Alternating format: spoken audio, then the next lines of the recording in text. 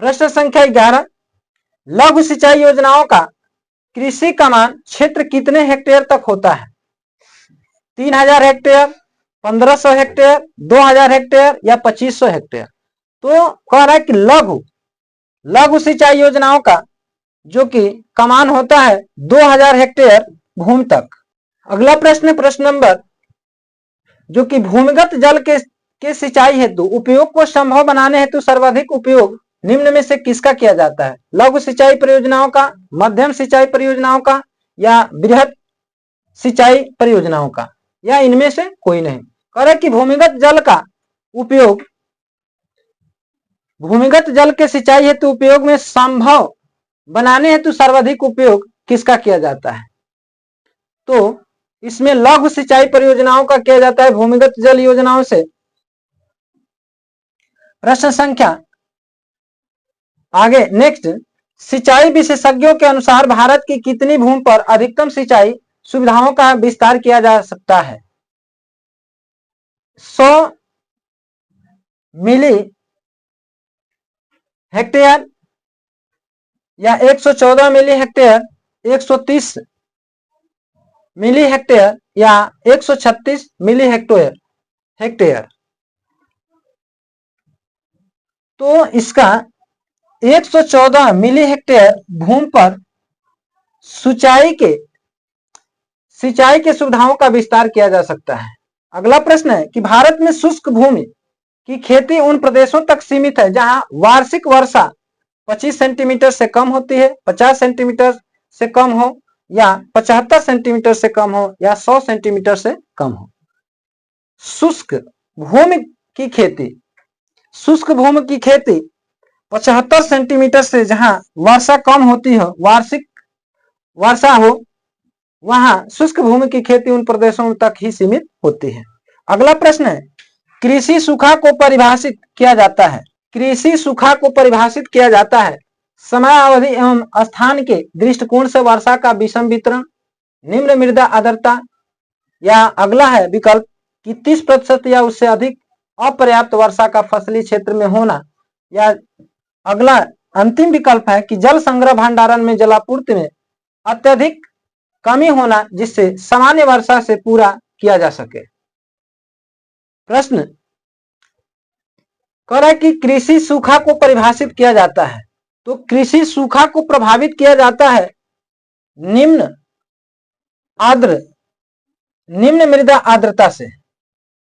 प्रश्न संख्या नेक्स्ट 16 है, जो कि भारतीय कृषि में सिंचाई सुविधाओं का 100% सदुपयोग नहीं हो पाता है, इसके कारणों में कौन असत्य है? सिंचाई परियोजनाओं का समय पर पूर्ण न हो पा सिंचाई परियोजनाएं समय पर पूर्ण न हो पाती हैं। दूसरा है जल के वितरण हेतु नलिकाओं का निर्माण एवं भूमि का समतलीकरण पूर्ण नहीं होता है। तीसरा है कृषक सिंचाई सुविधाओं के सदुपयोग के प्रति जागरूक नहीं होते। और अंतिम विकल्प है कि अधिकांशतः आवश्यकता के समय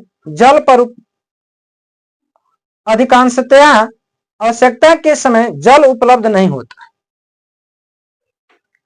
तो करे कि भारतीय कृषि में सिंचाई सुविधाओं का 100% सदुपयोग नहीं हो पाता है, तो इसका जो मुख्य कारण होता है कि अधिकांशतः आवश्यकता के समय जल उपलब्ध नहीं होता है। नेक्स्ट प्रश्न संख्या 17, भारत के प्रथम प्रधानमंत्री जवाहरलाल नेहरू ने किसे आधुनिक भारत के मंदिर की उपमा प्रदान की थी? जो भारत के प्रथम प्रधानमंत्री पंडित जवाहरलाल नेहरू थे, उसने किसे आधुनिक भारत का मंदिर की उपमा दी थी?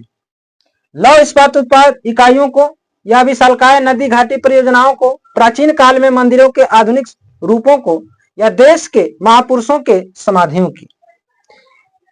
तो जो कि पंडित जवाहरलाल नेहरू ने आधुनिक भारत का मंदिर कहा था? पंडित थे वो, हाँ, पिट्टी नेहरू कहा जाता है भाई, पिट्टी नेहरू।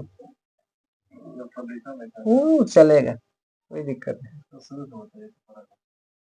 भारत के प्रथम प्रधानमंत्री जवाहरलाल नेहरू ने किसे आधुनिक भारत के मंदिर की उपमा प्रदान की थी? लौह इस्पात उत्पादक इकाइयों को, विशालकाय नदी घाटी परियोजनाओं को, प्राचीन काल के मंदिरों के आधुनिक रूपों को, या देश में के महान पुरुषों की समाधियों को? तो पंडित यानी प्रधानमंत्री जवाहरलाल नेहरू ने विशालकाय नदी घाटी परियोजनाओं को आधुनिक भारत के मंदिर के नाम से यानी आधुनिक भारत की उपाधि दी थी। प्रश्न संख्या 18, कितने सिंचाई कमान क्षेत्र वाली परियोजनाओं को बृहद सिंचाई परियोजनाओं के रूप में वर्गीकृत किया जाता है? 2000 हेक्टेयर से अधिक, 5000 हेक्टेयर से अधिक, 10,000 हेक्टेयर से अधिक, या 20,000 हेक्टेयर से अधिक? तो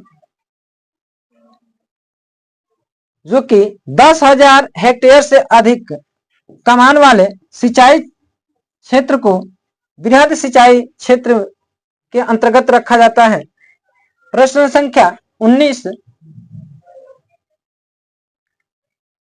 दक्षिण पश्चिम मानसून किस राज्य में सर्वप्रथम प्रवेश करती है? तमिलनाडु में, महाराष्ट्र में, गोवा में, केरल में? दक्षिण पश्चिम परियोजना जो कि दक्षिण पश्चिम की जो मानसून होती है भारत में सर्वप्रथम केरल राज्य में प्रवेश करती है। भारत में हरित क्रांति किस क्षेत्र में सर्वाधिक सफल रही? गेहूं और आलू के फसलों के क्षेत्र में, गेहूं और चावल, गेहूं और ज्वार में, चाय और कॉफी में? यानी हरित क्रांति का प्रभाव किस क्षेत्र में सबसे अधिक देखने को मिला? तो गेहूं और चावल के उत्पादन के क्षेत्र में हरित क्रांति का प्रभाव अधिक रहा।